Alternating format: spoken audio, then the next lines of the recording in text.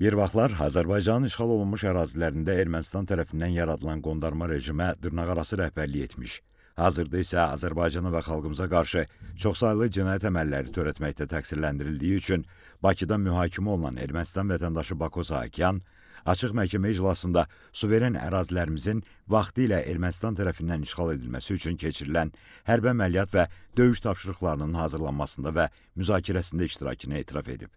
Bako Saakyan deyib ki, 1992-ci ildə Şuşanın işğalından sonra qondarma rejimin dırnaqarası ordusuna qoşulub. Əvvəlcə əskər kimi dəstə tərkibində fəaliyyət göstərib. Həmin dəstənin komandiri isə onun dostu Vilen Mikayılyan olub. Həmin ilin sentyabrından sonra Xankəndidə qondarma rejimin dırnaqarası ordusunun qərargahında maddi-texniki təchizat üzrə xidmət aparıb.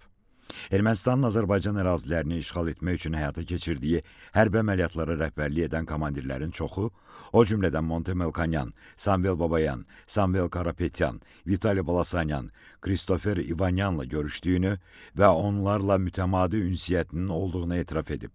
Məhkəmədə nümayiş olunan videoda növbəti hərbi əməliyyat planı üzrə müzakirələrin aparıldığı əksini tapıb. Əməliyyatı müzakirə edənlər arasında Bako Saakyan da yer alıb.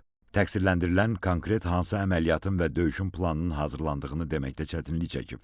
Amma videodakıların hamısını tanıdığını və onların Kristofor Ivanyan, Vitali Balasanyan, Movses Akopyan, Seyran Ohanyan, Samvel Karapetyan, Vitali Balasanyan, Georgi Kasparyan və digərlərinin olduğunu deyib. Bildirib ki, onların hamısı həmin vaxt dırnaqarası müdafiə rayonlarının komandirləri olub.